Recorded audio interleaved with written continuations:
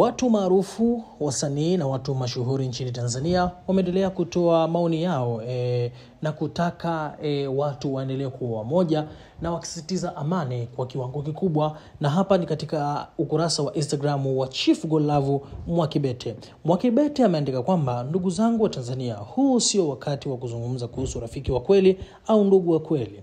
Ni upi kutokana na nani alikuwa anawasiliana naye wakati wa shida ya internet mawasiliano.